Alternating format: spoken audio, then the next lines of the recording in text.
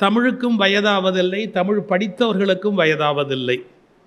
முதுமை என்பதை மனதளவில் ஏற்றுக்கொண்டு விட்டவர்களுக்கு இளமையில் முதுமை வந்து விடுகிறது. மனதளவில் அதை நிராகரித்து விட்டவர்களுக்கு முதுமை கூட அவர்களை நெருங்குவதற்கு அச்சப்படுகிறது. எனக்கு இன்னைக்கு ஒரு தலைப்பு, கற்பதும் நிற்பதும் அப்படின்னு ஒரு தலைப்பு.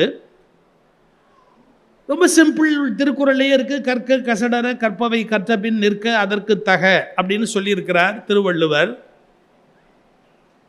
படிப்பது மட்டும் போராது, படித்த வழியிலே மனிதன் நிற்க வேண்டும். என்ன படித்திருக்கிறானோ எல்லாம் படித்த வழியிலே நிற்க முடியாது, அதில் தேர்வு செய்து கொள்ள வேண்டும்.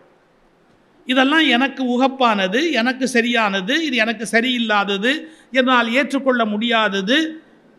திருக்குறளில் மட்டும் ஒரு பெரிய அழகு என்னன்னா, திருவள்ளுவர்கிட்ட போய் ஒன்று நான் ஏற்றுக்க முடியாதுன்னு சொன்னாலும் சந்தோஷமாக கேட்டுக்கிற பொறுமை அவருக்கு உண்டு. ஏன்னா எப்பொருள் யார் யாருவாய் கேட்பினும் அப்பொருள் மெய்ப்பொருள் காண்பது அறிவுங்கிறார். என்னை எதிர்த்து பேசினா கூட எனக்கு சந்தோஷம்னு சொல்கிறார். இன்னைக்கு அப்படி சொல்கிறவங்களே உலகத்தில் கிடையாது. நீ மட்டும் என்னை எதிர்த்த ஒழிச்சிட்டு மறுவேலை போப்பேன். அந்த உணர்வு இல்லை. நான் இன்னைக்கு சொல்கிறேன், அந்த உணர்வு உள்ளவர்கள் மனிதர்களே இல்லை. என் கருத்திலிருந்து மாறுபட உனக்கு உரிமை உண்டு என்பதை ஒப்புக்கொள்ள மறுக்கிறவர்கள் மனிதர்களாக இருப்பதற்கு தகுதியற்றவர்கள். என்னிலிருந்து நீ மாறுபடுவதற்கு உனக்கு முழு உரிமை உண்டு. அது மகனாக இருக்கலாம், மருமகளாக இருக்கலாம், மகளாக இருக்கலாம், கணவனாக இருக்கலாம், மனைவியாக இருக்கலாம், தாத்தாவாக இருக்கலாம், பாட்டியாக இருக்கலாம், யாரவனான் இருக்கலாம். மாறுகிறேன் என்று சொல்வதற்கான ஒரு உரிமை தரப்பட வேண்டும். மத நூல்கள் அதை தருவதில்லை. மத நூல்கள் தங்களை கேள்வி கேட்பதை சகிப்பதில்லை. விசாரிப்பதை, கேள்வி கேட்பதை, சிந்திப்பதை, ஆலோசிப்பதை, அதை எதிர்த்து ஒரு கருத்தை பதிவு செய்வதை மத நூல்கள் ஏற்றுக்கொள்வதே இல்லை. ஆனால் திருக்குறள் அப்படி அல்ல. என்னிலிருந்து மாறுபட்ட ஒரு கருத்தை நீங்கள் சொல்வதென்றாலும் நான் ஏற்றுக்கொள்ள தயாராக இருக்கிறேன் என்பதுதான் வள்ளுவர் கண்டறிந்த ஒரு வாழ்க்கை முறை. அதனால எது சரியில்லையோ அதை தூக்கி அந்தாண்ட தள்ளி வச்சிடலாம். ஆனால் எது சரியோ அதை நான் பின்பற்ற தொடங்கலாம். இந்த உலகத்தில் 1000 நல்லவை இருக்கலாம், 1000 நல்லவையும் நானே பின்பற்ற முடியாது. என்கிட்ட ஒருத்தர் கேட்டார், சார் இதுவும் சரியா இருக்கு. சில பேர் நாய் வாய் வச்ச மாதிரி ஒரு பழமொழி சொல்லுவான். எல்லாத்திலையும் போய் தானே அதை செய்யணும், இதை செய்யணும், இதை செய்யணும், இது செய்யணும், எல்லாம் நல்ல. ஒரே வார்த்தை சொன்ன, தம்பி எல்லா நல்லதையும் நீ செய்ய முடியாது, ஆனால் நீ செய்கிற எல்லாமே நல்லதாக செய்ய முடியும். இந்த வித்தியாசத்தை வாழ்க்கையில் புரிஞ்சுக்கணும். எல்லா நல்லதையும் நானே பண்ண முடியாது, ஆனால் நான் செய்கிற எல்லா காரியமும் நல்ல காரியமாக பண்ண முடியும். அதை தெரிஞ்சுக்கிட்டு முதல்ல வாழ்க்கையை ஆரம்பின்னா ஒரு 5-6 நல்லது இவ்வளோதான் நம்மளால் பண்ண முடியும். அதுக்கு மேலே நம்மளால் ஒரு பெரிய நல்லதுகள் எல்லாம் உலகத்தில் செஞ்சுட்டு போக முடியாது. அது மாதிரி திருவள்ளுவர் சொல்வதில் ஏற்பதை ஏற்கலாம், ஏற்க மறுப்பதை நீங்கள் மறுக்கலாம். நிற்க அப்படின்னு ஒரு எல்லை கொடுக்குறாரு. புத்தக கண்காட்சியில் அந்த தலைப்பு நான் வச்சிருக்கிறேனே எதுக்காக அப்படின்னா, சார் இந்த உலகத்தில் ரொம்ப சிம்பிளாக புத்தகத்தை சப்போர்ட் பண்ணி ஒரே வரியில் ஏன் புத்தகம் படிக்கணும் அப்படிங்கிறதுக்கு விளக்கம் சொன்னவர் திருவள்ளுவர். எப்படி? அவன்கிட்ட போய் ஒருத்தர் கேள்வி கேட்குறான், சார் மனுஷனுக்கும் விலங்குக்கு என்ன வித்தியாசம் அப்படின்னு கேட்குறான். மனுஷனுக்கும் விலங்குக்கும் என்ன வித்தியாசம் அப்படின்னு ஒரே வரி திருவள்ளுவர் சொன்னார். மனுஷனுக்கு புஸ்தகம் படிக்க தெரியும், விலங்குக்கு புஸ்தகம் படிக்க தெரியாதுன்றது. புஸ்தகம் படிக்க தெரிஞ்சா அது மனுஷன், ஆனால் புத்தகம் படிக்க தெரியாட்டி அது விலங்கு. விலங்கோடு மக்கள் அணையர், இலங்கு நூல் கற்றாரோடு ஏனையவர். விலங்கோடு மக்கள் அணையர். விலங்கு மாதிரி யார் புத்தகம்லாம் எடுத்து படிக்காதவன். இதை விட சிம்பிளாக எப்படி சொல்ல முடியும்? ஆனால் சில பேர் வெக்கம் இல்லாமல் தன்னை விலங்குன்னு ஒத்துக்குவான். இப்பெல்லாம் நாங்கள் வசதியாக இருக்கிறோம், பிளேனில் வரோம். அப்போல்லாம் சொற்பொழிவாளரை பிளேன்லேயே ஏற்ற மாட்டான். அது ஏதோ தீட்டுங்கிற மாதிரி ஒதுக்கி வச்சுருப்பேன். காரே கொடுக்க மாட்டாங்க, பஸ்ஸில் தான் போயாகணும். அந்த ஒரு 30-35 வருஷத்துக்கு முன்னாடி படாத பாடுபட்டு நான் பஸ்ஸில் போகும்போது, சார் ஒரு க்யூ, ஒரு வரிசை, அந்த வரிசையில் பாருங்கள் உள்ளே போனோம், நம்பவே முடியாது. பஸ்ஸு வந்து நிற்கிது, பயங்கர கூட்டம். ஒருத்தர் என்ன பண்ணுறான், அந்த கூட்ட வரிசையை அப்படி ஒரு தள்ளிட்டு, அதுவும் ஒரு ஒரு தாய்மை அடைந்த பெண் நிற்கிறாங்க வரிசையில், அவங்கள ஒரு தள்ளிட்டு அவன் பாட்டுக்கு அப்படியே ஏறி போய் உள்ளே போய் சீட் பிடிச்சான், இடம் பிடிச்சி உட்காந்தா. அப்புறம் நாங்கள்லாம் வரிசையில் ஏறினதுக்கப்புறம் எனக்கு கொதிப்பு. நான் நேராக அவங்ககிட்ட போய் ஒரு கேள்வி கேட்டேன், சார் நீ எல்லாம் ஒரு மனுஷனா? நீ எல்லாம் ஒரு மனுஷனா? வரிசையில் நிற்கணுங்கிற உணர்வும் உனக்கு இல்லை, அதுவும் ஒரு பெண் நிற்கிறாங்க, தாய்மை அடைந்தவங்க நிற்கிறாங்க, அவங்கள தள்ளிக்கிட்டு நீ போய் ஏறி போய் ஒரு சீட் பிடிச்சி உட்காருறியே, நீ எல்லாம் ஒரு மனுஷனா அப்படி. ஸோ என் வாழ்க்கையில் மறக்க முடியாத விஷயம். அவன் சொன்னான், இல்லை இப்போ என்னங்கிற, இப்போ அவனை பொறுத்த வரைக்கும் சீட் கிடைச்சாச்சு, உட்காந்தாச்சு, எதுக்கு இல்லை இப்போ என்னங்கிற அப்படின்னு. நான் யோசித்தேன், மனுஷன் இல்லாததுக்கிட்ட எனக்கு பேச தெரியாதுப்பா, நான் வேறு வழி இல்லை அப்படின்ட்டு வந்து இங்கே உட்காந்து என்னுடைய எனக்கு கிடைச்ச இருக்கையில் வந்து நான் உட்காந்தேன். எனக்கு பக்கத்து இருக்கையில் இருந்தவன் ஒரு கேள்வி கேட்டான், நல்ல நோஸ்கட் வாங்கினீங்களாம்மா. அது பாருங்க, நான் போய் ஒரு கேள்வி கேட்டு அவமானப்பட்டு வந்ததில் அவனுக்கு அவ்வளவு சந்தோஷம். இந்த சமூகத்திலும் நல்லது சொல்லிக் கொண்டு இன்னும் நாங்கள் உயிரோடு இருக்கிறோமே, அதுவே எத்தனை பெரிய விஷயம் என்பதை நீங்கள் யோசித்து பார்க்க வேண்டும். நான் வேடிக்கைக்கு சொல்லலை, இந்த உலகத்திலே கஷ்டமான விஷயம் என்னன்னு கேட்டா, ஒரு மனிதனுக்கு நிஜமான நன்மையை செய்ய முடியாது. நிஜமான நன்மை நீங்க செய்யணும்னு நினைச்சா, உண்மையான நன்மையை செய்யணும்னு நினைச்சா உங்களை அவர்கள் அனுமதிக்க மாட்டார்கள். நன்மை செய்வது போல் நடித்தால் வரவேற்பார்கள், கூடுமான வரை அவர்களை அழிப்பதற்கு வழி செய்தால் உங்களை அதிகம் நேசிப்பார்கள். இந்த முரண் ஏன் எப்படி என்னன்னு தெரியல. யாராவது நல்லது செய்யணும்னு நினைச்சாலே அவர்கள் அதை நல்லதை செய்து முடிப்பது என்பது கஷ்டம். ஆனால் திருவள்ளுவர் உலகத்துக்கு நல்லது சொல்ல நல்லா படிப்பா, படித்ததுக்கு அப்புறம் அது வழியில் நில்லுப்பா, கற்க கற்ற வழியில் நிற்க, அதான் கற்பதும் நிற்பதும். எங்களுடைய அடிகளார் அவர்கள் ரொம்ப அழகாக சொல்வார், பழைய அடிகளார் அவர்கள். என்னன்னா, சாப்பிட்றது பெருசு இல்லைப்பா, சாப்பிட்றதுல ஒரு பெரிய சாதனை இல்லை, சாப்பிட்றது செரிக்கணும் இல்லை. சில பேருக்கு செரிக்கவே செரிக்காது, சில பேருக்கு ஒரு ஆச்சரியமான கிரைண்டர் சார் அது. என்னன்னா, எது போட்டாலும் வித்தின் 10 minutes அரைச்சி தள்ளிட்டு அடுத்தது அப்படின்னு கேட்கும். அது ஏதோ கோயம்புத்தூர் கிரைண்டர் இல்லை, அது ஏதோ ஒரு இன்டர்நேஷனல் கிரைண்டர் யாரோ ஒருத்த பண்ணி அதை உள் செட் பண்ணியிருக்கிறா, அது தனி. சில பேருக்கு அது ஒரு பெரிய யோகம். ஆனால் நீ சாப்பிட்றது முக்கியமே இல்லை, அந்த சாப்பிட்ட உணவு உள்ளே போய் அது உன் உடம்புல எலும்பா நரம்பா ரத்தமா அது தனித்தனியாக பிரிஞ்சுக்குது, என்னென்னவா போய் சேரணுமோ அத்தனையுமா மாறணும். இது வந்து ஒரு ஒண்டர்ஃபுல் மெஷின். அதை ஒரு புத்தகத்தில் படிச்சிருந்த, ரஷ்யாவில் ஒருத்தர் ஆராய்ச்சி பண்ணியிருக்கான். 45 கிலோமீட்டர் ஏரியாவில் ஒரு இண்டஸ்ட்ரி நிறுவி அதாவது இப்படி பிரிக்கணும்னா கூட இவ்வளவு கிளியராக பிரிக்க முடியாதுன்றான். எது எலும்புக்கு தனி, நரம்புக்கு தனி, ரத்தத்துக்கு தனி, அதுக்கு என்னென்ன வேணுமோ அதாவது அங்கங்கே சப்ளை பண்ணிட்டு அப்படியே எடுத்துக்கிட்டே போய் வேண்டாதெல்லாம் எடுத்து வெளியே தள்ளி, இது மாதிரி ஒரு ஒரு ஒரு கருவியை உருவாக்குவது என்பதே கஷ்டம். அதனால சாப்பிடுவது ஒரு பெரிய சாதனை இல்லை, ஆனால் சாப்பிட்டது ஜீரணமாகணும். அது மாதிரி சில பேர் 100 புஸ்தகம் படிச்சுட்டோம், படு முட்டாளா இருப்பான், மட்டையனா இருப்பான், ஒண்ணுமே விளங்காம அவனோட பேசவும் முடியாது, அவனோட எதையும் ஒன்று புரிய வைக்கவும் முடியாது, தாறுமாற பேசும். அவனுக்கு திருவள்ளுவர் ஒரு வார்த்தை சொன்னாரு, எப்பா இவன் படிச்சும் பிரயோஜனம் இல்லை. அவனுக்கு சொன்னது கூட பெருசு இல்லைங்க, எங்களை மாதிரி மேடையில் பேசுகிறவன் பாருங்க, எங்களை செருப்பால் அடிக்கிற மாதிரி ஒன்று சொன்னார். ஒரு வார்த்தை, டேய் ரொம்ப படித்த பெருசாக பேசுன ஒன்றையுமே வாழ்க்கையில் நீ நடைமுறைப்படுத்தலை அப்படின்னு சொன்னால் உன்னை மாதிரி ஒரு படு முட்டாள் இந்த உலகத்தில் இருக்க முடியாது. ஓதி உணர்ந்து பிறர்க்கு உரைத்தும் தான் அடங்கா பேதையில் பேதையார் இல், முட்டாளில் பெரிய முட்டாள் இந்த உலகத்தில் இல்லை. பாருங்க, சில பேர் நிறைய படிச்சிருப்பான், ஆனால் எதுபடியும் நடக்க மாட்டான், வாழ்க்கையில் எதையுமே பின்பற்ற மாட்டான், எதையுமே யோசிக்கவும் மாட்டான். எனக்கு இதுதான் புரியல, ஏன் நம்முடைய மக்கள் புதிதாக தெரிந்து கொண்ட ஒன்றை நடைமுறைப்படுத்துவதற்கு ஏன் அச்சப்படுகிறார்கள், பயப்படுறாங்க. ஓஷோ ஒரு வார்த்தை சொல்லார், life is full of fear. பிறந்த அன்னையிலேருந்து மனிதன், பிறந்த அன்னையிலேருந்து இல்லை, வயிற்றில் இருக்கும்போதே ஃபியர் குழந்தைக்கு. மனிதர்கள் அளவுக்கு மீறி அச்சப்படுகிறார்கள். அதன் காரணமாக எதனாவது ஒரு மாற்றம் இதான் உண்மை அப்படின்னு சொன்னால் ஏற்றுக்கொள்வதற்கே தயாராக இல்லை. இருக்கலாம் சார், அதெல்லாம் இருக்கலாம் சார், ஆனால் நாம் ஒன்றும் பண்ண முடியாது சார், அது அப்படியே ஏதோ இவ்வளோ வருஷம் இருந்தோம், அப்படியே நாம் அப்படியே போய் சேர்ந்துடலாம். ஏன் மாற்றினா என்ன, கொஞ்சம் மாறி சிந்திச்சா என்ன, இது தவறுங்கிறத புரிந்து கொண்டு வாழ்க்கையை மாற்றிக்கொண்டா என்ன, குறைஞ்சா போகுது சார். இந்த 2022 ஜூலை 19 ஒரு ஹைகோர்ட் ஜட்ஜ்மெண்ட் இருக்குது. 2022 ஜூலை 19 ஒரு ஹைகோர்ட் ஜட்ஜ்மெண்ட்டு. சேலத்தில் ஒரு கோயில் இருக்குது, அதுக்கு பேரே பாருங்க, தலைவெட்டி முனியப்பன் கோயில்னு பேர். தலைவெட்டி முனியப்பன் கோயில் அப்படின்னு அந்த கோயிலுக்கு பேர் இருக்குது. ஒரு 10-12 வருஷமாக கேஸ் நடந்து ஹெச்ஆர்என்சி டிபார்ட்மெண்ட்டுக்கும் அந்த வேற ஒரு குழுவுக்கும் பெரிய கேஸ் நடந்து கடைசியாக ஹைகோர்ட்டில் ஜட்ஜ்மெண்ட்டு 2 ஜட்ஜஸ் பெஞ்சு உட்காந்து அவங்க நேராக இன்ஸ்பெக்ஷனுக்கே போய் அந்த கோயிலே எல்லாத்தையும் பார்த்துட்டு ஜட்ஜ்மெண்ட் போட்டாங்க. என்ன தெரியுங்களா? அது தலைவெட்டியும் இல்லை, அது முனியப்பனும் இல்லை, புத்தர். புத்தர் இந்த உலகத்தில் தலைக்குள்ள ஏதாவது வேணும்னு ஆசைப்பட்ட ஒத்த மனுஷன் புத்தர். அவரை தலைவெட்டி முனியப்பனா நம்மால் ஆக்கிட்டான். அப்புறம் அங்கே என்னென்ன வெட்ட முடியுமோ எல்லாம் வெட்டுறா. யாரு? புத்தருக்கு.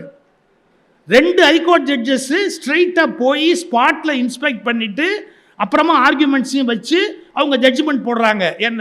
இது புத்தர் சிலை, எனவே நீங்கள் மரியாதையாக பௌத்த நிறுவனத்து கையில் கொடுத்துடுங்க, இல்லை நீங்கள் இந்து மரபின்படி இந்த கோயிலை பூஜை பண்ணக்கூடாது அப்படின்னு ஜட்ஜ்மெண்ட் போட்டாச்சு. பேசாமல் கொடுத்துட வேண்டியதானே? நம்மளால் அதுக்கும் தலைப்பா கட்டி அதுக்கு மேலே என்ன பண்ண முடியுமோ அத்தனையும் பண்ணி முடியாது. பட நீ என்ன பெரிய ஹைகோர்ட்டில் உட்காந்து சொன்னாப்புல கேட்கணுமா? நாங்கள் சுப்ரீம் கோர்ட் சொன்னாலே கேட்க மாட்டோம், அப்புறம் ஹைகோர்ட் சொன்னால் எப்படி கேட்போம் அப்படின்னு கடைசியாக அவங்க கெஞ்சி, அந்த பௌத்த அமைப்பு கெஞ்சி, பௌர்ணமியாவது எங்களுக்கு ஒழுங்குடா. ஏன்னா புத்தருக்கு எல்லாமே பௌர்ணமி, வாழ்க்கையில் எல்லாமே பௌர்ணமியில் தான் நடந்தது அவருக்கு வரிசையாக. அதனால பௌர்ணமி ரொம்ப விசேஷமான ஒரு இதாக கருதுவார்கள் பௌத்த மரபினர்கள். அவங்க கேட்குறாங்க, பௌர்ணமி எங்களுக்கு விடுன்னு. கடைசியாக கோர்ட்லேருந்து ஆர்டர் போட்டாங்க, பௌர்ணமிக்கு முதல் நாள் இரவு அவங்கக்கிட்ட ஒப்படைச்சோன்னும் அவங்க அந்த பூஜையை பண்ணுவாங்க. அப்புறமா அதை முடிஞ்சு இரவுக்கு மேலே தான் அந்த கோயிலை அவங்கக்கிட்ட ஒப்படைப்பாங்க. அது வரைக்கும் நீங்கள் யாரும் அவங்கள ஒன்றும் தொந்தரவு பண்ணக்கூடாதுன்னு. நம்மளால் என்ன பண்ணிட்டான், முதல் நாள் கோயிலுக்கு போனவன் கோயிலை விட்டு வெளியே போகல, ராத்திரி முழுக்க அங்கே உட்காந்துக்கிட்டான். அவங்க உள்ளே வர முடியாது இல்லை, ராத்திரி உள்ளே வரக்கூடாது, ராத்திரி 12 மணிக்கு அப்படின்னு உள்ளே உட்காந்துக்கிட்டு அவங்களே ஏற்கனவே பௌத்தர்கள், அடித்தடியில் இறங்க முடியாது, அவங்கள உள்ளேயே விடலை. கடைசி வரைக்கும் அவங்கள முடியவே இல்லை. இன்னைய வரைக்கும் ஹைகோர்ட்டோடைய ஆர்டரை எக்ஸிக்யூட் பண்ணவே முடியல அந்த இடத்துக்குள்ள. எத்தனை வருஷம் ஆச்சு? 2022 ஜட்ஜ்மெண்ட்டு. நான் ஒன்று சொல்லட்டுமா? என் மதத்துக்கு ஒரு அநியாயம் இழைக்கப்பட்டால் அதை என்னுடையதாக ஆக்குவேன் என்று சொல்லுவதைப் போல, நான் இன்னொரு மதத்துக்கு அநியாயம் இழைத்திருந்தால் அதை சரி செய்வேன் என்று சொன்னால் மட்டும்தான் சரியான நாகரிகம் வளர்ந்திருக்கிறது என்று பொருள். எனக்குன்னா ஒரு நியாயம், அவனுக்குன்னா ஒரு நியாயம். என் மதத்துக்கு ஒன்றுன்னா நான் கத்துவேன். அதுவே நான் தப்பு பண்ணியிருந்தா அதை கண்டுக்காம அப்படியே போவேன்னா தப்பு இல்லையா? அதை யாரும் கேள்வி கேட்க மாட்டாங்களா? யோசிக்க மாட்டாங்களா? இந்த எண்ணம் வரும், என் மதம்னா எல்லாமே கரெக்டு, ஆனால் அடுத்தவன் மதத்துக்கு நான் அநியாயம் பண்ணியிருந்தேன் அப்படின்னு சொன்னா என்னை திருத்திக்கவே மாட்டேன் அப்படின்னா அது எந்த வகையோட நியாயமாக என்ன முடியும்? நான் இன்னொரு மதங்களை குறை சொல்றதுக்காகவோ விமர்சனம் பண்ணுறதுக்காகவோ சொல்லலை. ஸ்ரீரங்கம் கோயில் திருப்பணியே திருமங்கையாழ்வார் பண்ணாரு, கரெக்டு. நாகப்பட்டினத்தில் இருக்கிற புத்தர் தங்க சிலையை அவர் திருடிட்டு தானே பண்ணாரு. நாகப்பட்டினத்தில் இருந்த புத்த விகாரத்தில் இருக்கிற புத்தருடைய தங்க விக்கிரகத்தை திருடிட்டு திருடலாமா? அதை நீங்கள் எந்த கடவுள் பேரால் சொன்னாலும் திருட்டு நியாயமாயிடுமா? நம்ம அதெல்லாம் யோசிக்கிறது இல்லை, மனசாட்சி. இதுதான் எனக்கு வருத்தம். நிறைய படிக்கிறாங்க, ஆனால் தன்னை திருத்திக்க மாட்டேங்கிறாங்க, அட்டமெண்ட்டாக நிற்கிறாங்க, ஃபெனட்டிக்காக நிற்கிறாங்க, நான் சொன்னதே சரி அப்படின்னு பேசுகிறாங்க.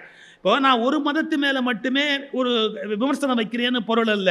இஸ்லாத்திலும் எனக்கு உடன்பாடு இல்லாத எவ்வளவோ கருத்து உண்டு, கிறிஸ்துவத்திலும் எனக்கு உடன்பாடு இல்லாத எவ்வளவோ கருத்துக்கள் உண்டு. அதில் நான் படிக்கிற போது சிந்திக்கிற போது என்னால் ஏற்றுக்கொள்ள முடியாத கருத்துக்கள் கிறிஸ்துவத்திலும் உண்டு, இஸ்லாத்திலும் உண்டு. ஆனால் நான் ஒன்றில் தெளிவாக இருக்கிறேன், அவற்றை விமர்சிக்கிற உரிமை எனக்கு இல்லை. அது அடுத்த வீட்டு விஷயம். அடுத்த வீட்டு விஷயத்தில் நான் தேவையானால் இனிப்பு வாங்கி கொடுக்க முடியுமே ஒழிய அவர்கள் வீட்டுக்குள் போய் சண்டை போட முடியாது. அதில் அவர்களில் யார் சரியான அறிவாளிகளோ அவர்கள் சண்டையை போட்டுக்கொள்ள வேண்டும். நான் போய் இதில் தலையிட முடியாது. ஆனால் என்னுடைய வீட்டில் ஒரு பிரச்சனை வருகிற போது அதில் நான் தலையிடுவது என்பது தவிர்க்க முடியாதது. இந்த உணர்வு நமக்கு வரல. நான் சார் சுதந்திரத்தை பற்றி ஒரு டெஃபனிஷன் நான் சுதந்திர தின விழாவில் பேசும்போது ஜிடிவியில் சொன்னேன். என்னை யாரும் அடிமையாக்க கூடாது என்பது மட்டும் சுதந்திரம் அல்ல, நானும் யாரையும் அடிமையாக்க மாட்டேன் என்று கற்றுக்கொள்வதுதான் உண்மையான சுதந்திரம். நான் அடிமைத்தனத்துக்குத்தான் எதிரியாக இருக்கிறவனே ஒழிய யாரோ ஒருவனை எனக்கு அடிமையாக வைத்துக்கொண்டு சுதந்திர தின விழா கொண்டாடினால் என்னை விட மோசமான நபர் இந்த உலகத்தில் இல்லை. நம்ம என்ன நினைக்கிறோம், நான் யாருக்கு அடிமையா இருக்க மாட்டேன், ஆனா எனக்கு 2 பேர் அடிமையா இருக்கணும் அப்படின்னு நினைச்சா அது எப்படி பண்பாடோடு சேர்ந்தது? ஏன்னா தன்னெஞ்சு அறிவது பொய்யற்க, பொய்த்த பின் தன்னெஞ்சே தன்னை சுடும்.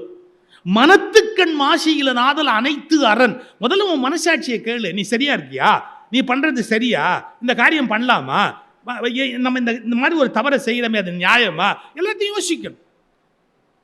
நான் எதற்காக இந்த கருத்தை சொல்றேன்னா, நான் மற்ற மதங்களுடைய எல்லா செயல்களும் நியாயம் என்று ஏற்றுக்கொள்ளவில்லை. எனக்கு சில கருத்து வேறுபாடு உண்டு. நான் மதமாற்றத்தை ஒப்புக்கொள்ளுகிறவன் இல்லை, பெண்ணடிமைத்தனத்தை ஒப்புக்கொள்ளுகிறவன் இல்லை. அண்மையில தாலிபான்ல ஒன்று போட்டிருக்கிறார், பெண்கள் இருக்கிற வீட்டில் ஜன்னல் இருக்கக்கூடாது, பெண்களுடைய தன்மை வெளியில் படக்கூடாது என்பதற்காக தாலிபான்ல என்ன பண்ணிருக்கிறாங்க, ஜன்னல் இருக்கக்கூடாது. ஏற்கனவே ஜன்னல் இருக்குமானால் அது அடைத்து வைக்கப்பட வேண்டும். நியாயமா அது? என்னால் அதை ஏற்றுக்கொள்ள முடியாது. ஆனா நான் என்ன சொல்ல வரேன் அப்படின்னு கேட்டா, இன்னொருவரை பற்றிய விமர்சனத்தில் எனக்கு ஒரு எல்லை இருக்கு, அந்த எல்லையோடு நான் திரும்பி வந்துடணும். அதுக்கு மேல் நான் எந்த எல்லைக்குள்ளேயும் போக முடியாது.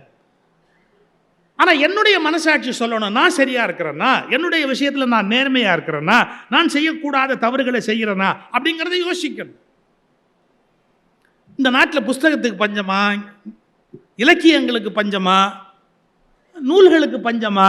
எல்லாம் படிக்கிறோம், மனப்பாடம் பண்றோம், ஒப்பிக்கிறோம், எல்லாம் பண்றோம், எதையுமே நம்ம லைஃப்ல எடுத்துக்கிறது இல்லைன்னா எப்படி வாழ்க்கை மாறும்? ஒரு சம்பவம் சொல்றேன் கேளுங்க. காஞ்சிபுரத்தில் திருக்கச்சி நம்பிகள்னு ஒருத்தர் இருந்தார். காஞ்சிபுரத்தில் இருந்ததால் அவருக்கு திருக்கச்சி நம்பிகள்னு பேர். ராமானுஜர் அவரை ரொம்ப மரியாதையாக மனதில் கொள்ளுவார். ஆனால் அவர் வேறு வர்ணம். பட் அவர் மேலே ரொம்ப மரியாதை உண்டு ராமானுஜருக்கு. ராமானுஜருக்கு குரு பெரிய நம்பிகள்னு ஒருத்தர். அந்த பெரிய நம்பிகள் வீட்டு கிரகப்பிரவேசம் காஞ்சிபுரத்தில். அவர் வீடு கட்டி வீட்டுக்கு புண்ணியார்ஜனம் பண்ண போகிறார், கிரகப்பிரவேசம் பண்ண போகிறார். அந்த பெரிய நம்பிகள் கிரகப்பிரவேசம் பண்ண போகிற போது இதை பாருங்க, நாளைக்கு காலையில் விடிய காலையில் கிரகப்பிரவேசம்னு வச்சுருக்கிறாங்க. ராத்திரி ஒரு 11-12 மணிக்கு என்ன பண்ணிட்டார் இந்த திருக்கச்சி நம்பிகள், நேராக பெரிய நம்பிகள் கட்டி இருக்கிற வீட்டுக்கு போய் ஒவ்வொரு ரூமாக பார்த்து, இது இந்த அறையா, இதுதான் இதுவா சயன அறையா, இதான் தலிகை பண்ணுற இடமா, இதுதான் சமையலாகுது, அப்படி எல்லாம் பார்த்துட்டு கடைசி வரைக்கும் போய் புழக்கடை தோட்டம் எல்லாத்தையுமே இப்படி பார்த்துட்டு ரொம்ப சந்தோஷம் அப்படின்னு ஒரு வார்த்தை சொன்னார். அப்போ எல்லாரும் கேட்டாங்க, என்னங்க கிரகப்பிரவேசம் நாளைக்கு காலையில் தான், ஆனால் நீங்கள் இப்போ பார்க்குறீங்களே என்ன சமாச்சாரம்? அந்த காலத்து மரபுப்படி வேறு வர்ணத்தவர்கள் ஒரு எல்லையோடு நின்று வீட்டுக்குள்ளே வர முடியாது. அது கிரகப்பிரவேசம் ஆயிட்டா அப்புறம் உள்ளே பார்க்க முடியாது. எங்கே பெருமாளுக்கு பூஜையாகும், எங்கே தலிகையாகும் எல்லாம் தெரிஞ்சுக்கணும்னா நான் இப்போ பார்த்தா தான் உண்டு. நாளைக்கு அப்புறம் இங்கே எல்லாம் கிரகப்பிரவேசம் பண்ணியாச்சுன்னா, புண்ணியாஜனம் பண்ணியாச்சுன்னா நான் உள்ளே வர முடியாது. அதனால நான் எல்லாத்தையும் இப்போவே பார்த்துட்டேன், ரொம்ப சந்தோஷம், நல்ல வீடு, அவர் நல்லா இருப்பார்னு சொல்லுங்கன்ட்டு வெளியே போயிட்டார் அவர் பாட்டுக்கு. உடனே ஓடி போய் ராமானுஜர்கிட்ட சொல்கிறாங்க இந்த சமாச்சாரத்தை, இந்த மாதிரி திருக்கச்சி நம்பி வந்துட்டாரு, எல்லோ ரூமுக்குள்ளேயும் போயிட்டு போனார், அந்த சமயக்கட்டு வரைக்கும் போனார், புழக்கடை வரைக்கும் போனார், தோட்டத்து வரைக்கும் போனார். அப்படி டக்குன்னு ராமானுஜர் சொன்னார், நாளை காலை கிரகப்பிரவேசம் நிறுத்தப்பட்டது. பெரிய நம்பிகள் முதல்ல பெரிய நம்பிகள்கிட்ட போய் சொல்கிறாங்க, இது மாதிரி உங்கள் வீட்டுக்குள்ளே பூந்தாரு, இங்கெல்லாம் பார்த்தாரு, அங்கெல்லாம் பார்த்தாரு, அவர் இது வரைக்கும் போனார் அப்படி. பெரிய நம்பிகள் சொன்னார், நாளை காலை கிரகப்பிரவேசம் நிறுத்தப்பட்டது அப்படின்னு. நிறுத்தப்பட்டது அதை உடையாந்து ராமானுஜர்கிட்ட சொல்றாங்க, இந்த மாதிரி நிறுத்தப்பட்டதுன்னு பெரிய நம்பிகள் சொன்னார். கரெக்ட், திருக்கச்சி நம்பி உள்ள போயிட்டார்ல, ஆமா, நாளை காலை கிரகப்பிரவேசம் நிறுத்தப்பட்டது. யாருக்கும் ஒன்றும் புரியல. அப்ப என்னங்க அர்த்தம், அவரை உள்ள விடக்கூடாதா என்ன? நீங்க ராமானுஜருடைய ஸ்டேட்மெண்ட் கேட்கணும். இல்லை, மிக உத்தமனான திருக்கச்சி நம்பியின் பாதம் பட்ட இடத்தை நாம் வேறு மந்திரங்கள் சொல்லி கெடுத்து விடக்கூடாது. அவர் பாதம் பட்ட இடத்தை எதுவும் செய்து விடாதீர்கள். இதற்கு மேல் ஒரு புண்ணியமை அங்கு ஏற்படுத்த முடியாது, இதற்கு மேல் ஒரு தூய்மையை இன்னொருவர் ஏற்படுத்த முடியாது. தூய்மையே வடிவமானவர் திருக்கச்சி. அவர் பாதம் பட்ட இடத்தை நீங்கள் தேவையற்ற உங்களுடைய நுழைவின் மூலமாய் கெடுத்து விடாதீர்கள். கிரகப்பிரவேசம் முடிந்து விட்டது. இலக்கியத்தில் இருக்குல்ல, ராமானுஜர் வாழ்க்கையில் இருக்குல்ல, எல்லாருடைய வாழ்க்கையில் இருக்கல. என்ன அப்படிப்பட்ட ஒரு குலத்தை சார்ந்தவர் வீட்டில் வந்து போனது, உண்மையான பக்தியுடையவர் வந்து போனது என்பது சிறந்த விஷயம் என்று சொல்லுகிற போது, நாம் ஒரு சிலரை மட்டும் அர்த்த மண்டபத்துக்குள் நுழையக்கூடாது என்று சொல்லுவது எந்த வகையில் நியாயமானது? பிரபந்தத்துக்கு இசையமைக்கக்கூடிய சக்தி உடைய ஒரு மிகப்பெரிய இசை ஞானி இந்த மண்டபத்தை தாண்டி வர முடியாது, அந்த மண்டபத்தை தாண்டி வர முடியாது என்றால் கற்கிறோம், கற்ற வழியில் நாம் நிற்பதில்லை, பிறரை வெளியில் நிறுத்துகிறோம். அது இன்னும் அவமானகரமானது. நான் ஏன் இவ்வளவு கோவப்படுறேன் அப்படின்னு பல பேர் கேட்குறாங்க. சார் இன்னைக்கு என்ன சொல்றாங்க, இந்து மதம் அப்படியே கீழே போயிடுச்சு, மற்ற மதங்கள்லாம் மத மாற்றத்தாலையும் வன்முறையினாலும் வளர்ந்துகிட்டே வருது அப்படி ஒரு சார்ஜ் சொல்றாங்க. ஒரு நிமிஷம். இந்த மதத்தில் ஃபார்வர்டு இருந்தாங்க, ஓபிசி இருந்தாங்க, ஷெட்யூல்டு காஸ்ட் இருந்தாங்க, எல்லாருமே இருந்தாங்க. முதல்ல யார் வெளியே நிறுத்தினது? சார் நம்ம வெளியில நிறுத்தி வச்சா எவனும் கூட்டிட்டு போக மாட்டானா? நீயும் உள்ள விட மாட்ட, இன்னொருத்தனும் கூட்டிட்டு போக கூடாது, நீயும் மதிக்க மாட்ட, இன்னொருத்தரும் மதிக்க கூடாது அப்படின்னா how can we can tolerate this cruelty? நீயும் மதிக்க மாட்ட, அடுத்தவனையும் மதிக்க விட மாட்ட அப்படின்னா யாரும் இந்த கொடுமையை சகிச்சுக்க முடியாது. அப்ப நம்ம ராமானுஜர் வழியில் நின்றோமா? இவ்வளவுதான் என்னுடைய கேள்வி. ராமானுஜருக்கு சிலை வைக்கிறோம், அந்த சிலைக்கு என்ன பேர் தெரியுங்களா? தி ஸ்டாச்சு ஆஃப் ஈக்குவாலிட்டி. எப்படி தி ஸ்டாச்சு ஆஃப் ஈக்குவாலிட்டி, சமத்துவத்தின் சிலை. சமத்துவத்தின் நிலை, சமத்துவத்தின் சிலை சரி, சமத்துவத்தின் நிலை. சமத்துவத்தின் சிலை வைத்தால் போதாது, அதை தலை வைப்பதற்கு நம்முடைய சமய குருமார்கள் பழக வேண்டும். இன்னொரு மனிதனை, ஒரு வார்த்தை சார் பாரதி வரியில எனக்கு ரொம்ப பிடிச்ச வரி, மனிதர் நோக மனிதர் பார்க்கும் வழக்கம் இனி உண்டோ. இப்படி பார்க்காதேங்கிறார், நோகர் மாதிரி பார்க்காதேங்கிறார். அவன் சில இடத்துலலாம் சார் கூச்சமே இல்லாம அவன் என்ன சாதி, அவங்க என்ன ஆளு, எத்தனை இடத்துல கேட்குறாங்க தெரியுங்களா? பெரிய பெரிய இடங்கள்ல கேட்குறாங்க அவன் என்ன சாதி, அவன் என்ன ஆளு அப்படின்னு. எனக்கு ரொம்ப அதிசயமா இருக்கு, இது என்ன பழக்கம் இது அப்படின்னு. பாரதி மனிதர் நோக மனிதர் பார்க்கும் வழக்கம் இனி உண்டோன்னு கேட்கிறார். எவ்வளவு பெரிய விஷயம். அவனை ஏகத்தாளமா பார்க்காத, தாழ்வா பார்க்காத, குறைவா பார்க்காத, என்ன அப்படின்னு கீழ் நோக்கி அவனை கீழன்னு பார்க்காத. மனிதர் அப்படி பார்த்தா தாங்க முடியாது. மனிதர் நோக மனிதர் பார்க்கும். ஒரு அருமையான சூஃபி கதை. ஒரு சூஃபி ஞானி நல்ல ட்ரெஸ் பண்ணுவார். சூஃபீஸில் சில பேர் ஒவ்வொரு மொத்தம் அவங்கவுங்க சௌகரியப்படி இருப்பாங்க. ஒருத்தர் ஜவ்வாது வித்தவர் இருக்கிறாரு, இசை பாடினவர் இருக்காரு. சூஃபீஸ் நம்முடைய சித்தர்கள் மாதிரி வித்தியாசமானவங்க. ரொம்ப நல்ல உடை உடுத்துவார்.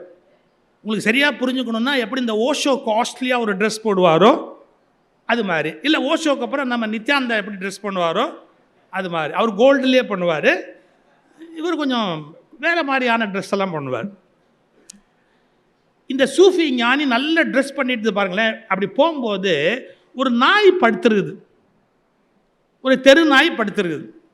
அந்த தெரு நாயை பார்த்த உடனே அவர் ஒரு அருவருப்பாக, ஒரு அலட்சியமாக அந்த நாயை எப்படி பார்த்துட்டு, இது பாருங்க இந்த துணி பற்றக்கூடாதுன்னு தன்னுடைய துணி அப்படி உயர்த்தி பிடிச்சிக்கிட்டு அந்த நாய் மேலே பற்றக்கூடாதுன்னு ஒரு அருவருப்பாக ஒரு பார்வை பார்த்துட்டு அந்த பக்கம் போனார். டக்குன்னு அந்த நாய் கூப்பிட்டுது, 1 minute. நீங்கள் நாயெல்லாம் பேசுமாலாம் கேட்காதீங்க, பேசுகிறவெல்லாம் நாயான்னு கேட்காதீங்க, கதை தானே. நாய் பேசிச்சு, என்ன கேட்டு தெரியுங்களா? 1 minute. இப்போ ஒரு பார்வை பார்த்தி அதுக்கு என்ன அர்த்தம்? அப்படியே ஒரு அருவருப்பாக ஒரு பார்வை பார்த்தி அதுக்கு என்ன அர்த்தம்? ஒருவேளை என் மேலே உன் துணி பற்றிட்டா உனக்கு அது தீட்டாயிடும், இல்லை அழுக்காயிடும், அசிங்கமாயிடும், என்னமோ ஒன்று ஆகிடும் இல்லையா? அது ஆகக்கூடாதுங்கிறதுக்காக துணி அப்படி வசதி பிடிச்சல. ஆமாம், அதை எடுத்துகிட்டு போய் ஒரு பக்கெட் தண்ணியில் போட்டு முக்கி எடுத்தால் எல்லாமே போயிடுமேடா. ஒரு பக்கெட் தண்ணியில் அதை முக்கி எடுத்தாச்சுன்னா எல்லாமே முடிஞ்சு போச்சு இல்லை, எல்லாமே போயிடும் இல்லை. இப்போ அந்த நாய் சொல்லிச்சு பாருங்க, இதை தண்ணியில் போய் மூக்குனா எல்லாமே போயிடும். ஆனால் இப்போ நீ என்ன அருவருப்பாக நீ பார்த்தியே, அந்த பார்வை என் மேலே விழுந்தது, இதை 7 கடலில் போய் கழுவுனாலும் போவாதுரா. நீ என்னை எவ்வளோ அலட்சியமாக பார்த்த, தெருநாய் தானேன்னு என்னை ஒரு பார்வை பார்த்தல, அப்போ அந்த அலட்சியத்தை நான் எப்படா தாங்குவேன்? ஏன்னா நீ எவ்வளவு மனிதர் நோக மனிதர் பார்க்கும், என் உயிர் நோக நீ பார்த்திய ஒரு பார்வை, என்ன இது ஒரு நாய் தானேன்னு பார்த்தியே, அதை என்னால் தாங்க முடியல. 7 கடலில் போய் குளிச்சா கூட என்ன நீ பார்த்த பார்வையோட அழுக்கு போகாதேன்னு டக்குன்னு அந்த ஞானி சரண்டர் ஆகிட்டார். நம்ம சித்தமிழையார் புத்தகம் தான் எழுதியிருக்கிறேன். சேது சொக்கலிங்கம் போட்டிருக்கிற சித்தமழையான்னு ஒரு புஸ்தகம் இருந்து அதில் இந்த இன்சிடென்ட் எடுத்து போட்டிருக்க மாணிக்க வாசகருடைய நாயேனை அப்படிங்கிறதுக்கு விளக்கம் எழுதும்போது இதை எழுதியிருக்கிறேன். ஒரு நிமிஷம் பாருங்க, அந்த நாய் இப்படி சொன்ன உடனே இந்த ஞானி ஒரு நிமிஷம் அப்படியே சரண்டர் ஆகி, நான் தப்பு பண்ணிட்டேன், நான் தப்பு, உன்னை நான் அப்படி பார்த்துருக்க கூடாது அப்படின்னு சொல்லிட்டு அடுத்த வார்த்தை சொல்லிச்சு. அப்போது நீ எனக்கு அறிவுரை சொன்னேன்னா நான் இன்னும் கொஞ்சம் திருந்திடுவேன், நீ என்னோட குருவாகிறேன், எனக்கு குருவாக இருந்து வழிகாட்டேன். அது சொல்லிச்சு பாருங்க ஒரு வார்த்தை, உன்ன மாதிரி மட்டமான ஆளுக்கெல்லாம் நான் குருவாக இருக்கிற ஐடியா இல்லை. மட்டம், நான் இறைவனை தொடரவேன், முறைப்படி தொடரவேன், 6 வேளையும் தொடரவேன், எல்லாமே சரியா செய்கிறவன். என்ன நீ கடவுள் நம்பிக்கையே இல்லாதவன். அந்த நாய் சொல்லுது, நீ எத்திஸ்ட், கடவுள் நம்பிக்கையே இல்லாதவன், நான் எப்படி உனக்கு குருவாக இருக்க முடியும்? அவருக்கு அவமானம் தாக்க முடியல. நான் முறையாக போய் தொழுகையெல்லாம் பண்ணுற ஆள், என்னை போய் நீ கடவுள் நம்பிக்கை இல்லாதவன்னு சொல்கிறிய. சொன்ன உடனே அந்த நாய் கேட்டுச்சு, இப்போ யாராவது சாப்பாடு போட்டாங்கன்னா நான் சாப்பிடுவேன், அடுத்த வேளை சாப்பாட்டுக்கு வேணும்னு எடுத்து உள்ளே வச்சுக்குவேன். ஏன், எனக்கு தெளிவாக தெரியும், அடுத்த வேளை எனக்கு உணவு வேணும்னா கண்டிப்பாக கடவுள் கொடுப்பாருன்னு நான் தெளிவாக இருக்கேன். அவர் கொடுக்கலன்னா அதில் ஏதோ நியாயம் இருக்குது அப்படின்னு நான் தெளிவாக இருக்கேன். நீங்கள் அப்படி இல்லைடா, மூட்டையில் வச்சுருப்பீங்க, கிடங்கில் வச்சுருப்பீங்க, அங்கே வச்சுருப்பீங்க, இங்கே வச்சுருப்பீங்க, எங்கெங்கேயோ எதையோ வச்சுருப்பீங்க, என்னென்ன அநியாயம் பண்ண முடியுமோ அத்தனையும் பண்ணுவீங்க. உங்களை மாதிரி மோசமான ஒரு கடவுள் நம்பிக்கை இல்லாதவனுக்கு நான் எப்படிடா குருவாக இருப்பேன்? நான் என்ன தட்டு வச்சுருக்கிறேன்னா எங்கேயாவது போய் வாங்கி எடுத்து வச்சுக்கிறதுக்கு? எவன் போடுறானோ அங்கேயே தின்ட்டு அப்படியே போயிட்டு இருக்கிறேன். அந்த பக்குவம் உனக்கு இல்லையே. அப்போ என்ன அர்த்தம்? அந்த பாரதியோட வரியை ஒரு வினாடி தியானம் பண்ணுங்க. ஓஷோ பாஷையில் சொல்கிறேன், அந்த வரியை தியானம் பண்ணுங்க. யார் ஒருவரையும் அவர்கள் மனம் நோகும்படியாக பேசக்கூடாது, பார்க்கக்கூடாது, நடத்தக்கூடாது. மனிதர் நோக மனிதர் பார்க்கும் வழக்கம் இனி உண்டோ? எக்காரணத்தை முன்னிட்டு நாம ஒருவர் நோகும்படியான ஒரு காரியத்தை செய்யக்கூடாது. எல்லாம் இலக்கியம் இருக்கு, எத்தனையோ விஷயம் இருக்கு, ஆனால் அது நடைமுறைக்கு வரணுமே. அண்மையில் வாலியோட ஒரு இன்டர்வியூ வந்து யூடியூப்பில் பார்த்துட்டு இருந்தேன், நம்முடைய கவிஞர் வாலியோடது. அவரை வந்து உடுமலை நாராயண கவி ஒரு தடவை நிறுத்தி கேட்டாராம், என்ன பாட்டு எழுதுற? நான் ஆணையிட்டால் அது நடந்து விட்டாலும் நீ பாட்டுக்கு எழுதுறிய. ஆணையினால என்ன அர்த்தம்? ஒரு அரசர் ஆணை போட்டார்னாலே நடந்து தானடா ஆகணும். நான் ஆணையிட்டால் அது நடந்து விட்டால்னு போட்டிருக்கிறிய, சரியா எழுது, என்ன எழுதுற நீ அப்படின்னு. உடனே வாலி மெதுவாக கேட்டாராம், அதை விட்டுருங்க, அதை விட்டுருங்க, வேறு விஷயம் பேசுவோம். நீங்கள் எப்படி இருக்கீங்க, நல்லா இருக்கீங்களா, எல்லாம் பண்ணுறீங்களா? ஆமாம், உங்கள் பையன் என்ன பண்ணுறான்னு. ஐயே, அதை பற்றி கேட்காதேன்ட்டு. ஏன் உருப்படுறவனா அவன்? நான் சொல்கிறத என்னைக்கு கேட்டிருக்கிறான்? ஒன்றுமே நான் சொல்கிறத கேட்டதே இல்லை, அவன் உருப்படுறாப்புல எனக்கு தெரியவே இல்லை. ஒரு நிமிஷம், நீங்கள் அப்பா தானே? ஆமாம். நீங்கள் தானே பெற்றீங்க? ஆமாம். அவனுக்கு ஆணையிடுற இடத்துல நீங்கள் தானே இருக்கிறீங்க? ஆமாம். நீங்கள் என்ன தான் சொன்னாலும் அவன் கேட்கல. ஆமாம். நீங்கள் ஆணையிடுறீங்க, அது நடந்து விட்டால்னா வாய்ப்பே இல்லை. ஏன்னா அவன் அதை கேட்குறதே இல்லை. நம்ம ஆணையிட்டா போராதுங்க, அது நடக்கின்றாதான் அது வெற்றியாக இருக்க முடியும். இந்த நாட்டில் எத்தனையோ சட்டங்கள் வந்து விட்டன, இன்னும் முழுமையான சமத்துவத்தை நம்மால் கொண்டு வர முடியவில்லை. எவ்வளவு ஹைகோர்ட் ஜட்ஜ்மெண்ட்ஸ் இருக்குது தெரியுங்களா? இப்போ அழகப்பன் சார் வருத்தப்பட்டார். என்ன தெரியுங்களா வருத்தப்பட்டார்? தமிழில் வந்து வழிபாடு செய்யறதுக்கு நாங்கள் வந்து கோர்ட்டில் கேஸ் போட்டாங்க, நான் ஆதரவாக இந்த தமிழ் விடு தூது புஸ்தகத்தை கொடுத்தேன். 2 ஜட்ஜஸ் போட்ட ஜட்ஜ்மெண்ட் ஆர்டர் காப்பி நான் காட்டட்டுமா? புகழேந்தி கிருபாகரன் 2 ஜட்ஜஸ். புகழேந்தி கிருபாகரன் பெஞ்சில் வந்து ஆர்டர் இருக்குது, என்ன தமிழில் வழிபாடு செய்யலாம், குடமுழுக்கு கூட பண்ணலாம், அதை எப்படி செய்யணுங்கிறத பற்றி கவர்மெண்ட் வந்து கன்சிடர் பண்ணணும். அதுக்கு ஒரு குழு போட்டு ஆய்வு செய்து முறையாக அதை ஒரு முறையாக்கி தமிழில் வழிபாடு குடமுழுக்கு செய்வதற்கான எல்லாமே அரசு பண்ணலான்னு ஜட்ஜ்மெண்ட் இருக்குது. இம்ப்ளிமெண்ட்டே பண்ண முடியாது. நான் ஆணையிட்டால் அது ஒரு பக்கம், அது நடந்து விட்டால் அப்படிங்கிறது இன்னொரு பக்கம். ஏன் வெஸ்டட் இன்ட்ரெஸ்ட், ஒரு வெஸ்டட் இன்ட்ரெஸ்ட் உள்ளவங்க என்ன பண்ணுறாங்க? மொழியாவது ஒன்றாவது, சமத்துவமாவது ஒன்றாவது, உலகமாவது ஒன்றாவது, எங்கே மரியாதை, எங்கே ஸ்டேட்டஸ், எங்கே பெருமை, எங்களுடைய உரிமை போயிடுமே அப்படின்னா, அப்போ கடவுளை பற்றி கவலை இல்லை, மொழியை பற்றி கவலை இல்லை, அரசாங்க ஆணையை பற்றி கவலை இல்லை, ஹைகோர்ட் ஜட்ஜ்மெண்ட்டை பற்றியும் கவலை இல்லை, சுப்ரீம் கோர்ட்டில் ஆர்டர் போட்டாலும் கவலை கிடையாது. இந்த மாதிரி ஒரு கேலி கூத்து நீங்கள் உலகத்தில் பார்க்க முடியாது சார். நான் லா படித்தவன், நான் ப்ராக்டிஸ் பண்ணலை, லாவை போய் ப்ராக்டிஸ் பண்ணுறதுக்கு எனக்கு விருப்பம் இல்லை, நான் பண்ணலைன்னா கூட என் கூட படித்தவங்கள 6 பேர் ஹைகோர்ட் ஜட்ஜு, 2 பேர் சுப்ரீம் கோர்ட் ஜட்ஜு, எல்லாம் ரிட்டையர்ட் ஆகி இப்போ ப்ரூ காஃபி வீட்டில் போடுறாங்க. ரிட்டையர்ட் ஆனால் நாம தான் சார் ஒய்ஃபுக்கு காஃபி போட்டு கொடுக்கணும். அது வரைக்கும் அவளை ஊன்னு எல்லாம் மிரட்டுவோம். ரிட்டையர்ட் ஆகிட்டால் அவளுக்கு எந்திரிக்கிறதுக்கு முன்னாடி காலம்பரை எழுந்துச்சு நம்ம போட்டு குடிக்கிறியா, நீங்கள் காஃபி போட்டால் நல்லா இருக்காதும்பா. ஒரு வழி சும்மா விளையாட்டுக்கு சொன்னேன். என்ன அதில் மெசேஜ் என்ன அப்படின்னு கேட்டால், நீங்கள் சுப்ரீம் கோர்ட்டில் சரி, நான் அதையும் தெரிஞ்சிட்டதால சொல்கிறேன், நீங்கள் யாராவது சீஃப் ஜஸ்டிஸ் லிஸ்ட் எடுத்து பார்த்துருக்கீங்களா? சீஃப் ஜஸ்டிஸ் பட்டியல் எவ்வளோ பேர் ரிலேஷன்ஸே சீஃப் ஜஸ்டிஸ் ஆயிருக்காங்கன்னு பார்த்துருக்கீங்களா? சந்திரசூட் இருந்தார்ல, ஆமாம், அவங்க அப்பா சீஃப் ஜஸ்டிஸ். நாரிமன் அவருடைய, நான் பேர் சொல்ல விரும்பலை, நீங்கள் போய் தேடி பாருங்கள், போட்டு பாருங்கள், ஆர்டிஐயில் போட்டு பாருங்கள். எத்தனை சுப்ரீம் கோர்ட் ஜட்ஜஸுடைய சன்னின்லா அவங்க திரும்ப சுப்ரீம் கோர்ட் ஜட்ஜ் ஆகிறாங்க, ஹைகோர்ட் ஜட்ஜ் ஆகிறாங்க.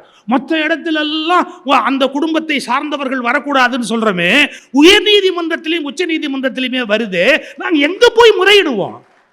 நாங்கள் எங்கே போய் மோதுவோம்? யார்கிட்ட போய் சொல்லுவோம்? எல்லாம் தேரியில் இருக்கு, ஆனால் நடைமுறையில் இல்லையே.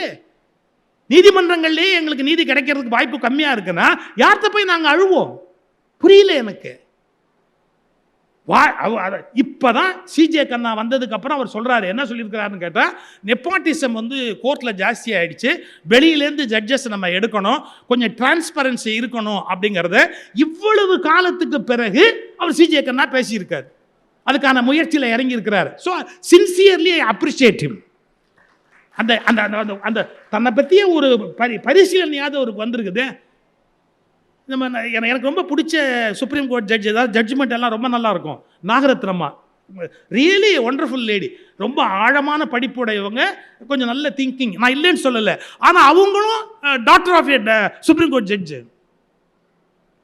நான் எதுக்கு சொல்ல வரேன்னா, எனக்கு ஒருத்தர் மேலே மரியாதை உண்டுங்கிறதுக்காக இந்த கொஸ்டின் அப்படியே நிற்குது. அந்த பரம்பரையில் அவங்க பிள்ளைங்க வரதுக்கான வாய்ப்பு அதிகமாக இருக்கே ஒழிய வெளியிலேருந்து ஒருத்தர் வரதுக்கான வாய்ப்பு இல்லைங்கிற, அது எப்படி நியாயமாக இருக்க முடியும் அப்படிங்கிற கேள்வியை கேட்குறேன். I respect all supreme court judges, that is different. Especially Nagarathnamma பேச்சு எனக்கு ரொம்ப பிடிக்கும். வெரி ரெவல்யூஷனரி லேடி, அவங்க ரொம்ப துணிச்சலான ஒரு பெண்மணி. பட் என்ன இருந்தாலும் அவங்க அப்பா சுப்ரீம் கோர்ட் ஜட்ஜ் தான். நம்ம புரிஞ்சுக்கணும், நம்ம யாரை மதித்தாலும் கூட அவங்க ஹெயில் ஃப்ரம் விச் ஃபேமிலிங்கிறதையும் நம்ம பார்க்கணும். அதெல்லாம் நம்ம யோசிக்க வேண்டிய விஷயம். அப்படிலாம் யாருமே திங்க் பண்ணுறது இல்லை சார் இன்னைக்கு. அதெல்லாம் எனக்கு பெரிய வருத்தமாக இருக்குது. நமக்கு வேண்டிய ஒருத்தர்னா கண்ணை மூடிக்கிறோம். என்ன மூடிக்கிறோம்? எனக்கு வேண்டிய ஆளப்பா, அதுக்கப்புறம் அதை பற்றி ஒன்றுமே விமர்சிக்காத, அவன் நல்லவனோ கெட்டவனோ, எதுவுமே நான் காதில் வாங்க மாட்டேன் அப்படின்னு காதை பொத்திக்கிட்டாலுஞ்சா, எதுவாக இருந்தாலும் அதில் என்னங்கிறத நம்ம பார்க்குறதுக்கு பழகணும். ஒரு கோணத்தில் சொல்வதுன்னு சொன்னால், கற்கிற நூல்களை நடைமுறைப்படுத்துவது பற்றிய அக்கறை இன்றைக்கு மனித சமூகத்திலே மேலோங்கி வரும். எல்லாத்தையுமே அப்படியே நடைமுறைப்படுத்திட முடியாது. ஆனால் சரியான செய்திகளையும் சிந்தனைகளையும் நாம் எப்படி வாழ்க்கையிலே நடைமுறைப்படுத்த முடியும் என்பதை பற்றிய ஒரு ஒரு என்ன சொல்றது, ஒரு ஒரு அர்ஜ் உள்ளுக்குள்ளேருந்து அவர்களுக்குள்ள புறப்பட வேண்டிய அந்த தேட்டம், இது கண்டிப்பாக நடக்கணுமே அப்படிங்கிறதுக்கான ஒரு ஆர்வம் அவர்களுக்கு வரணும். எங்கிட்ட கூட சில பேர் சேர்த்துறாங்க, ஒரு காலத்தில் ஒழுங்காக ராமாயணம் பாரதம்னு பேசிட்டு தேங்காய் மூடி வாங்கிட்டு சௌக்கியமாக மாலைகள்லாம் போட்டுட்டு பட்டு புடவை பட்டு வேஷ்டியெல்லாம் கொடுப்பாங்க, எல்லாத்தையும் வாங்கிட்டு சௌக்கியமாக இருந்தியே, உனக்கு என்ன புத்தி கெட்டு போச்சா, எதுக்கு தேவையில்லாமல் இதெல்லாம் நீ பேசுகிற, உனக்கு இதெல்லாம் தேவையா, இல்லை இங்கே பொட்டி வாங்கிட்டியா அங்கே பொட்டி வாங்கிட்டியா அப்படின்லாம் கேட்குறாங்க. பொட்டி வாங்குற அளவுக்கு நான் ஏழை இல்லை. அது மட்டும் இல்லை, நான் மானஸ்தன். எவங்கிட்டையும் ஒரு சல்லி காசு, என் காசு இருந்தால் விட மாட்டேன். இன்னும் ராயல்ட்டி வரல சார். ஒரு காசு என்னது வெளியில் நல்லா விட மாட்டேன், இன்னொருத்தட்ட போய் ஒரு காசு வாங்கவும் மாட்டேன், கையேந்தி வாங்க மாட்டேன். எனக்கு எதுக்கு? அது ஒரு பக்கம் அப்படியே இருக்கட்டும். அதுக்கு நான் யாரையும் சொல்ல விரும்பலை. அதுக்கு பதில் என்ன சொன்னாங்க, அவர் பேரை நீங்கள் திரும்பி திரும்பி சொன்னதுக்கு பதிலாக கடவுள் பேரையாவது சொல்லியிருக்கலாம் அப்படின்னு. உங்களுக்கு ஒரு நல்ல விஷயம் ஓஷோ சொன்னது சொல்லிவிட்டு நான் முடிச்சிட்றேன். ஓஷோட்ட சொன்னால் ரொம்ப பக்திமானவர், தினம் 1008 தடவை கடவுள் பேரை சொல்வார். காலையில் 7 மணிக்கு ஆரம்பித்தா 8:30 வரைக்கும் பூஜை பண்ணுவார். கடவுள் பேரை சொல்லாமல் அவர் இருக்க மாட்டார். உட்காந்தாலும் கடவுள் பேர், எந்திரிச்சாலும் கடவுள் பேர், எப்போவுமே கடவுள். அப்படியா? உங்களுக்கு தெரியும், ஓஷோ கிண்டல் அடிப்பாருன்னு ஒரு கதை சொல்கிறேன். என்ன, ஒரு ஊருக்கு ஒரு சாமியார் வந்தார். சார், சாமியார் ஒரே ஊரில் இருக்கக்கூடாது சார், இது ஒரு நோட் போட்டுங்க. அவங்க ஒரு ஊர்லேருந்து அடுத்த ஊருக்கு போகணும். எவ்வளோ நேரத்தில் போகணும்னு நான் கணக்கு சொல்லட்டுமா? நான் சாஸ்திரம் படிச்சுவேன். என்ன தெரியுங்களா? காலையில் கறந்த பசுமாட்டை மாலையில் கறப்பதற்குள்ளாக சன்னியாசி வேறு ஊருக்கு போக வேண்டும். எவ்வளோ டைம் பார்த்தீங்களா உங்களுக்கு? 12 ஹவர்ஸுக்கு மேலே கிடையாது. காலையில் கறந்த பசுவை மாலையில் கறப்பதற்குள்ளாக அல்லது மாலையில் கறந்த பசுவை காலையில் கறப்பதற்குள்ளாக ஒரு இடத்தில் தங்கக்கூடாது. 12 ஹவர்ஸுக்கு மேலே அவங்க தங்கக்கூடாது, அடுத்த இடத்துக்கு போயிடணும். சன்னியாசிகளுக்கு விதிக்கப்பட்டது. இப்போ எப்படிறான்னா, கறப்பதற்கு இனிமேல் அந்த ஊரில் யாருமே இல்லை என்ற வரையில் அதே ஊரில் தங்கி கறக்க வேண்டிய அளவுக்கு கறந்து விட்டு அதன் பிறகு அடுத்த ஊருக்கு போகலாம். காலம் இப்போ மாறி போச்சு. ஓஷோ கிண்டல் அடிச்சார். அது மாதிரி அந்த சாமியார் அந்த வீட்டுக்கு போனார். ஒருத்தர் வீட்டுக்கு போனார். அந்த அந்த வீட்டுக்கு போனார். அவன் வீட்டுக்கு இல்லை அவர் போய் ஒரு ஊரில் உட்கார்ந்தாரு. அந்த ஜனங்கள்லாம் வந்தாங்க. எங்கள் ஊரில் சார் அந்த ஆள் ஒரு 24 ஹவர்ஸுங்க கடவுள் பேர் ரொம்ப திருப்பி சொல்லிகிட்டே இருப்பான், ரொம்ப பக்திமா. அப்படியா? ஐயோ, ஆனால் ஒன்று, எவனுக்கும் ஒரு 10 காசு செய்ய மாட்டான், எவன்கிட்டையும் இனிமையாக பேச மாட்டான், யாருக்கும் நல்லது செய்ய மாட்டான். ஆனால் அவன் கடவுள்கிட்ட சாமி கும்பிடுவான், எல்லாம் பண்ணுவான். அப்படியா? நாளைக்கு காலையில் பார்த்துக்கிறேன். மறுநாள் காலையில் அவன் பூஜை எத்தனை மணிக்கு பண்ணுவான்னு கேட்டார். அவன் 7க்கு ஆரம்பித்து 8:30 வரைக்கும் பூஜை பண்ணுவாங்க. 7க்கு போயிட்டார் இந்த சாமியார் அவன் வீட்டு வாசலில். அவன் பேர், ஐயோ இங்கே நான் அந்த மாதிரி ஒரு பேர் சொல்லி யாராவது இங்கே இருந்தால் என்ன கொண்டு விடுவீங்க, அதனால் எக்ஸுன்னு போட்டுக்கோங்க. உங்களுக்கு பிடிக்காதவன் பேர் அங்கே போட்டுங்க, ஒரு ஆப்ஷன். உங்களுக்கு யார் பிடிக்காதோ அவன் பேர் அங்கே போட்டுங்க. நான் வெறும் கீப் இட் அஸ் எக்ஸ், அவ்வளோதான், நம்ம கணக்கு முடிஞ்சு போச்சு. இந்த எக்ஸ் இருக்கிறான் பார்த்தீங்களா, அந்த அவன் வாசலில் போய் நின்னார். அவன் அப்போ தான் பூஜை ஆரம்பிக்கிறான். நீங்கள் மணியெல்லாம் அடித்து பூஜை ஆரம்பித்தான். அவன் பேரை சொல்லி கூப்பிட ஆரம்பித்தார். வச்சுங்க, ஏபிசிடி அது பிரச்சனை இல்லைல்ல, ஏபிசிடி அவனு பேர் சொல்லி கூப்பிடணும்ல. வாசலில் போய் நின்றுக்கிட்டு, இப்போ எங்கள் வீட்டு வாசலில் வந்தால் சுகீஷ் தானே ஒருத்தர் கூப்பிடுவார், சார் இருக்காரான்னு. அது மாதிரி A B C D A B C D A B C D A B C D A B C D A B C D கத்துறார் சாமியார். அவன் பூஜை பண்ணலான்னு உட்காந்தா ஒருத்தன் பேர் சொல்லி கூப்பிட்டு எரிச்சலாக இருக்கும்ல அவனுக்கு, இரிட்டேஷன். ஒரு 10 நிமிஷம் ஆச்சு, பூஜை பண்ண முடியல அவனால். எந்திரிச்சு நேராக வெளியே வந்தான். அறிவிருக்கா அவனுக்கு? நிம்மதியாக பூஜை பண்ண விட்றியா, சாமி கும்பிட விட்றியா? நீ இப்போ எப்போ பார்த்தாலும் என் பேரை சொல்லிச்சு உயிரை எடுக்கிறிய, ஏன் இப்படி? இதே தான் நீ மேலே போனால் அவர் கேட்பார்.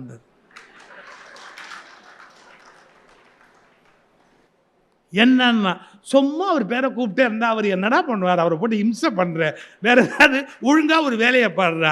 இந்த நாட்டில் வேலையை பார்க்க வேண்டியவர்கள் வேலை பார்க்க வேண்டும், வழிபாடு செய்ய வேண்டிய நேரத்தில் வழிபாடு செய்ய வேண்டும். அவரவருக்கு பிடித்த தலைவர் பெயரை சொல்லுகிற போது ஏன் கடவுள் பெயரை சொல்லியிருக்கக்கூடாது என்று கேட்பது ஒரு ஜனநாயக நாட்டில் சரியான அணுகுமுறையாக இருக்க முடியாது. தன் கொள்கையை இன்னொருவனுக்கு திணிப்பது என்பது தவறான ஜனநாயகம். சார், நான் சொன்ன பார்த்தீங்களா, எனக்கு ஒன்றும் அரசியல் ஆர்வம் இல்லை. ஆனால் என்ன சொல்லட்டுமா, ஜனநாயக நாட்டில் அரசியல் பற்றி சிந்திக்காமல் யாராலும் இருக்க முடிவதில்லை. நான் ஏன் இதை பற்றி பேச போகிறேன்? இல்லை, நிம்மதியாக இருந்தேன், சௌக்கியமாக இருந்தேன். ஆனால் வேறு வழி இல்லை, என்னால் நான் சொல்ல வேண்டியிருக்கு, அதனால இன்னும் சொன்னால் மணிக்கணக்காக சொல்லிட்டு போகலாம். நிறைய நம்முடைய இலக்கியங்களில் நேரிய சரியான பாதை வழங்கப்பட்டது. ஆனால் தேவையற்ற, அவற்றை பின்பற்றாத, நல்லவற்றை நடைமுறைப்படுத்தாத ஒரு குழப்பம், அது காரணமாக நாம் மிகப்பெரிய சிக்கலில் இருக்கிறோம். கற்கிறோம், கற்ற வழியில் நிற்கிறோமா என்று கேட்டால் தேர்தலில் நிற்கிறோம், தெருவில் நிற்கிறோம், சிலையாக கூட நிற்கிறோம். ஆனால் கற்ற வழி நிற்கிறோமா என்ற கேள்வியை கேட்டால் இல்லை என்ற பதில் வேதனையாக இருக்கிறது. கற்பது போராது, கற்ற வழியில் நிற்பது என்பது மிக முக்கியம் என்ற கருத்தை உங்கள் மனதில் இன்றைக்கு விதைத்து வாய்ப்பளித்தமைக்கு நன்றி கூறி வணக்கம்.